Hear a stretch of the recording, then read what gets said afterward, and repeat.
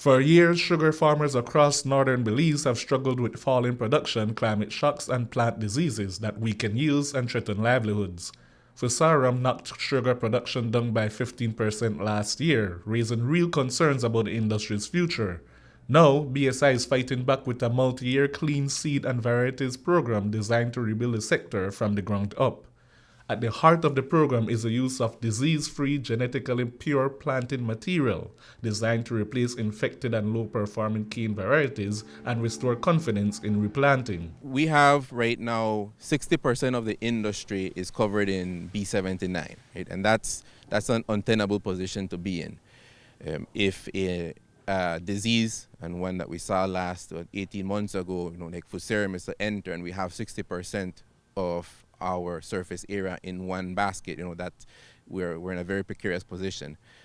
We want to move away from that, and we don't want to move away from one single variety getting to the levels that B79 is currently in. Right? We want to diversify that to having a variety cover 20 to 25% of it, so that we can hedge our risks against any disease coming in, but also we need to have that distributed evenly in terms of maturity. Cane that is coming in early, that it have early maturing varieties, mid and late. Under the program, tissue culture plantlets from Florida crystals are grown out in new greenhouse and shade house facilities at BSI.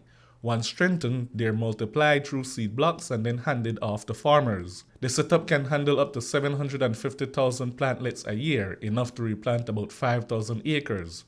BSI's country manager Mark McLachlan says there's no time to waste, and the first batches could arrive as early as March. We want to commercialize quite rapidly because we think it's going to be a game changer, frankly, for the farmers and for the whole industry. And we saw last year the devastation of the Fusarium disease that impacted the cane.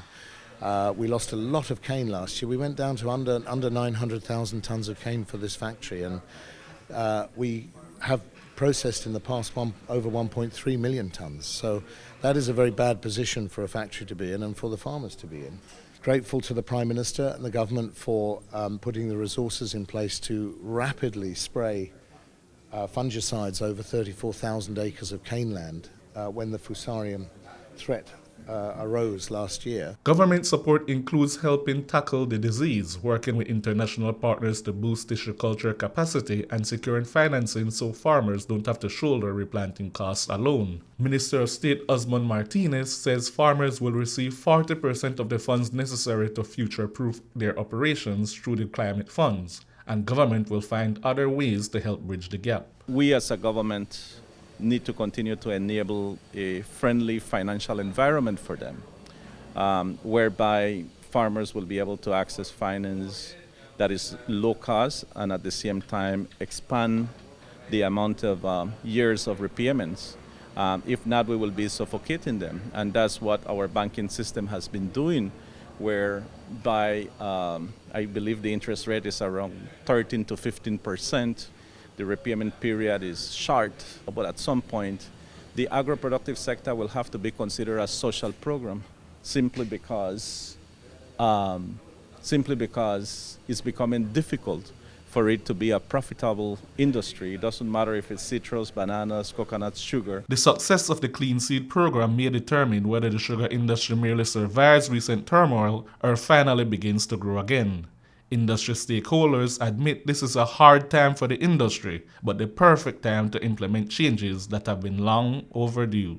Shane Williams reporting for News 5.